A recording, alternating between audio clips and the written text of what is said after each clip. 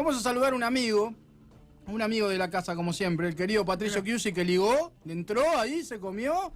¿Cuántas presas comiste, Pato, en el corte? ¿Cómo andás, querido? ¿Todo bien? Bien, ustedes. Y estábamos hablando recién que Chapi se clavó como 3 gallinas enteras, más o menos. Tremendo, impresionante. Muy pero bueno. ¿Te gustó, Sí. ¿Recomendás a la gente de Dunkel Willis? Recomiendo, sí.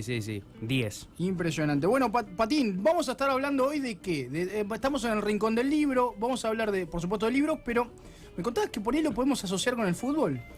Tal cual. Un poco la idea de hoy es, hablar de fútbol y literatura, ¿no? Que al principio, ¿no? Parece medio antagónico, ¿no? Porque un escritor pareciera lo opuesto a un futbolista, ¿no? Alguien que hace deporte, ¿no? Una tarea muy interior contra algo sumamente físico, y muy de tiempo atrás, ¿no? Y hablando de tiempo atrás, nos vamos a ir a Grecia, ¿no? Atenas, hace 2500 años. Mirá. Había un tal poeta que se llamaba Píndaro, ¿no? Que era un griego que lo que hacía era, después de los Juegos Olímpicos, cuando se proclamaba el ganador de este juego, le componía una especie de poema, ¿no? Entonces lo comparaba por ahí con un mito. Arrancaron hoy los juegos. Bueno, hablando de los Juegos Olímpicos, mirá. Fíjate entonces la relación que hay ya desde hace tanto tiempo, ¿no? Entre los dos, entre el deporte en este caso, porque obviamente que el fútbol no existía en esa época como tal, pero sí entre los atletas quizás y los escritores o escritoras que hacen literatura. Y por ejemplo, también hablando de casos raros, ¿no? Y de este tipo de perlitas, el famoso poeta inglés William Shakespeare fue el que acuñó el término fair play, ¿no? Mirá. Que usamos hoy casi 500 años después, ¿no? Porque cuando se refería a esto hablaba de un fútbol que se jugaba en esa época que se llamaba mob football, que era un deporte muy sangriento, o sea, básicamente se avalaba asesinar al contrincante con tal de A la mierda. con tal de que la pelota cruce en el otro arco, digamos. No había tarjetas amarillas, tarjetas de colores, había muerte directamente. Mob, M-O-B larga. M-O-B larga fútbol, Claro. También Claro, llamado... porque mob es mafia, por eso. Exactamente. O también llamado fútbol de carnaval, ¿no? Que se juega en los carnavales. Y es más, todavía hay un pueblito pequeño de Inglaterra que lo sigue jugando, obviamente que está prohibido asesinar, ¿no? Hoy en día, porque si no van todos en cana. Por ahora está prohibido. Por ahora sí, vamos a ver en el futuro qué pasa. Con lo cual, Shakespeare se manifestaba un poco en contra de este deporte porque le parecía muy violento.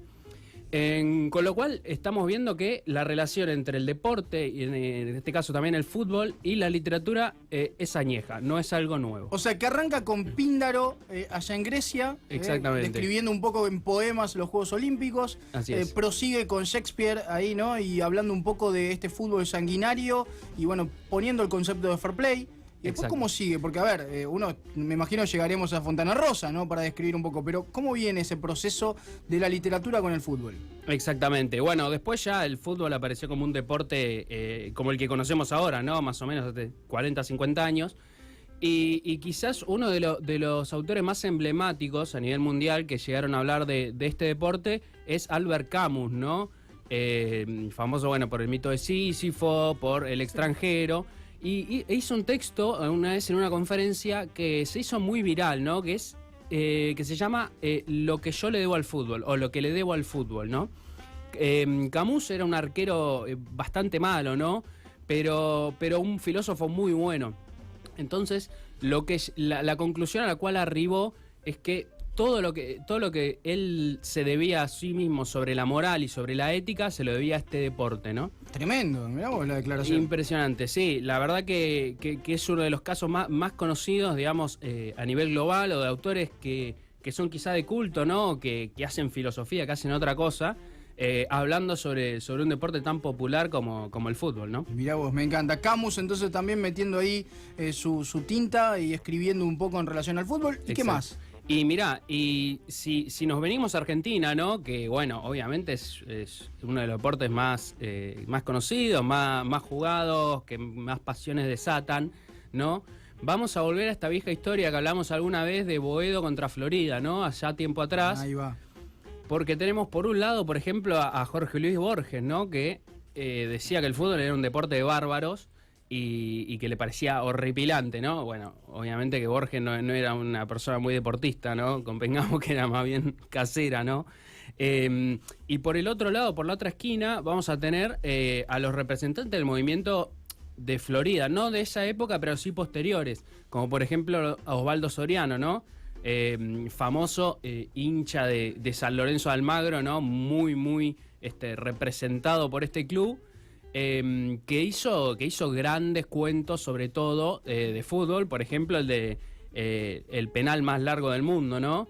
Que es un cuento en el cual el arquero suplente, que no había jugado en toda la temporada, entra, le toca ingresar y se suspende el partido. Se suspende el partido porque hubo una invasión, ¿no? Entonces, al suspenderse el partido, se reanuda unas semanas después. Entonces, por eso el concepto del penal más largo del mundo, porque tuvo que esperar tanto tiempo para prepararse, ¿no? Mirá vos, me encanta la historia. Y la historia está basada en un hecho real, ¿no? Pues entre Cipolletti y Unión, ¿no? En la década del 50 más o menos, que había pasado esto efectivamente. Vos sabés, Pato, que acá me acaban de pasar por cucaracha, por un mensajito en realidad.